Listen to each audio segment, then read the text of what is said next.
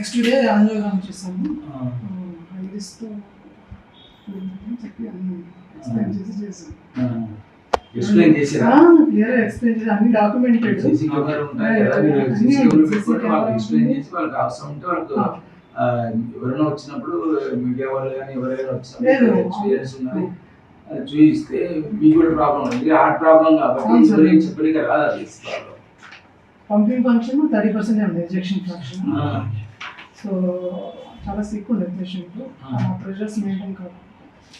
So angiogram చేసిన తర్వాత immediate గా స్టెంట్ అయ్యాల్సింది, సీరియస్ కండిషన్. అదని ఎక్స్ప్లెయిన్ చేశాను. ఎక్స్ప్లెయిన్ చేసి అదని మార్టాలిటీ ఎక్కువ ఉంటుంది, ఇమ్మీడియట్ గా చేయాలని స్టెంట్ వేసాను. వేసిన తర్వాత స్టేబుల్ అన్నట్టు. సో థర్డ్ డే డిశ్చార్జ్ చేశాను. That is the usual protocol. Stent వేసిన తర్వాత 48 థర్డ్ డే డిశ్చార్జ్ చేస్తాను. ఈరోజు చేసి ఎల్లుండి సాయంత్రం discharge. That's what doing for. మళ్ళీ ఈరోజు మార్నింగ్ కార్డియాక్ అరెస్ట్ వచ్చాడు. జనరలీ పంపింగ్ ఫంక్షన్ అనేది 30% ఉన్నప్పుడు వాళ్ళకి అరిథమియా అనేది common. Ventricular arrhythmia, ventricular tachycardia, fibrillation అనేది impacted myocardium is prone to develop arrhythmias. So అలా ఉండొచ్చు. అది మా చేతిలో ఉండదు. మెడికేషన్స్ ఏమేమి అవసరం ఉంది అదన్నీ రాసి పంపించాను. ఇన్స్ట్రక్షన్ కూడా చెప్పాను, రెస్ట్ తీసుకోవాలి, ఫ్లూయిడ్ తక్కువ, ఉప్పు తక్కువ, మెయిన్ ఇన్స్ట్రక్షన్స్. రిస్క్ అనేది ఉంటుంది. 5 days తర్వాత ఇది unexpected, nobody can predict. So still they అంటే గొడవ చేసి డబ్బులు తీసుకోవడం అనేది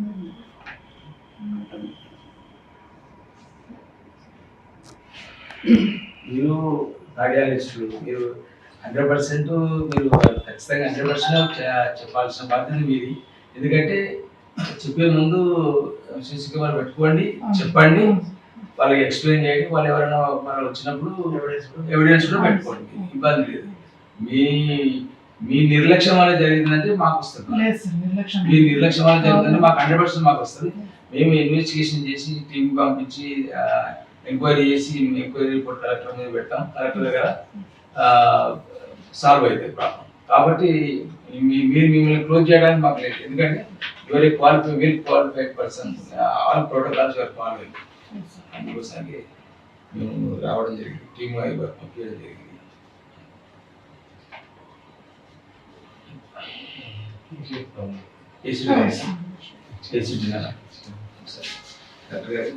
జనరల్ మెడిసిన్ సార్ రాయకూడదు.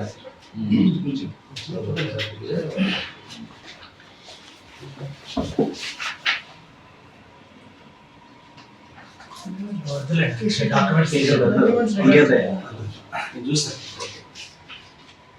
కావాలంటే మీరు చెప్తాను సార్. డాక్యుమెంట్స్ రామలో సెట్ చేశారు సార్.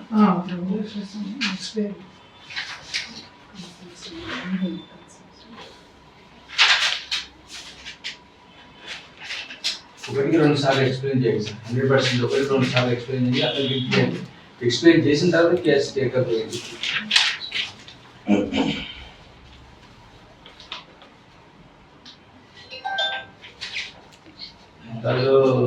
హాస్పిటల్లో 1-2 సార్లు ఎక్స్ప్లెయిన్ చేసి తీసుకుంటారు. తర్వాత వాళ్ళకి ఎవరైనా వచ్చినాక వాళ్ళు చూపిస్తారు. డిశ్చార్జ్ అప్పుడు బాగానే ఉంటాయి.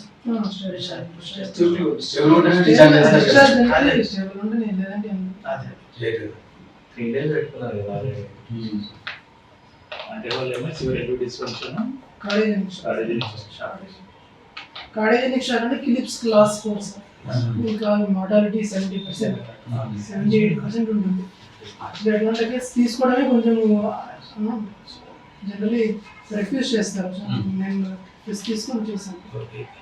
ఫిలిప్స్ క్లాస్ 4 అంటే అరౌండ్ 70% మార్టాలిటీ, అంటే డెత్ రేట్ 70% ఉంటుంది. వచ్చినప్పుడు బీపీ 60-40 సిస్టోలిక్. ఎర్లీ మార్నింగ్ చేశారు సార్.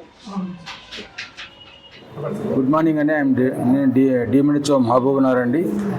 ఒక పేషెంట్ కంప్లైంట్ చేయడం వల్ల నేను రావడం జరిగింది. ముఖ్యంగా ఇది అభయప్రద కార్డియాలజిస్టు డాక్టర్ విజయనారాయణ గారు మరి అడ్మిషన్ చేసుకున్నారు.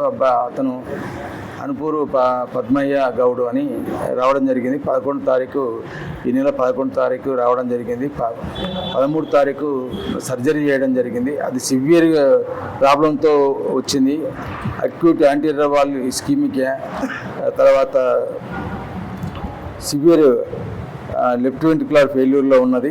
కాబట్టి ఇమీడియట్గా సర్జరీ యాంజియోగ్రామ్ చేయడం జరిగింది. యాంజియోగ్రామ్ చేసిన తర్వాత వాళ్ళకి రిస్క్ ఎక్స్ప్లెయిన్ చేసి సర్జరీ చేయడం జరిగింది. సర్జరీ చేసిన తర్వాత మరి బాగానే ఉన్నది. అది 15th రోజు డిశ్చార్జ్ చేయడం జరిగింది. 15th రోజు డిశ్చార్జ్ జరిగి మరి వాళ్ళకు డిశ్చార్జ్ చేసే ముందు కూడా ఇన్స్ట్రక్షన్స్ ఇవ్వడం జరిగిందంట. ప్రాబ్లం రావచ్చు, ఇమీడియట్గా ఏమైనా ప్రాబ్లం ఉంటే ఇమీడియట్గా రమ్మని చెప్పడం. కాకపోతే వాళ్ళకు మళ్ళీ స్ట్రోక్ రావడం జరిగింది. స్ట్రోక్ రావడం వల్ల ఈరోజు వస్తుంటేనే కార్డియాక్ అరెస్ట్ అయిందంట. వచ్చిన తర్వాత డెత్ డిక్లేర్ చేయడం జరిగింది. దీని మీద పూర్తి అవగాహన తీసుకోవడానికి మా యొక్క డాక్టర్ రాజు నాయక్ గారు మరి ఎండి జనరల్ మెడిసిన్ చేయడం జరిగింది. వాళ్ళకు ఒక కార్డియాలజీ చాలా అవినాభావ సంబంధం ఉంటుంది కాబట్టి ఖచ్చితంగా మొత్తం కేసెట్ తీసుకొని డీటెయిల్ ఎంక్వైరీ తీసుకొని కేసెట్ మొత్తం అన్నీ తీసుకొని ఎంక్వైరీ చేసి ఎంక్వైరీ రిపోర్ట్ కలెక్టర్ గారి దృష్టిలో పెట్టడం జరుగుతుంది. ఏమైనా ప్రాబ్లం ఉంటే ఇమ్మీడియట్గా కలెక్టర్ గారికి సూచనలు ఇవ్వడం జరుగుతుంది. దాని ప్రకారంగా కలెక్టర్ గారి ఆదేశాల మేరకు మరి ఇన్స్ట్రక్షన్స్ ఇస్తే దాని ప్రకారంగా మేము ఫాలో అవుతాం. సార్ ఇదే హాస్పిటల్లో గతంలో కొన్ని డిసైడ్స్ ఉంటాయి సార్ ఇది ఎందుకంటే ఈరోజు చనిపోయిన పేషెంట్ విషయంలో కూడా డాక్టర్ గారు నిర్లక్ష్యంతో వివరించారని మనకు మీడియాలో పేషెంట్ ఇక్కడ లేదు, కానీ పేషెంట్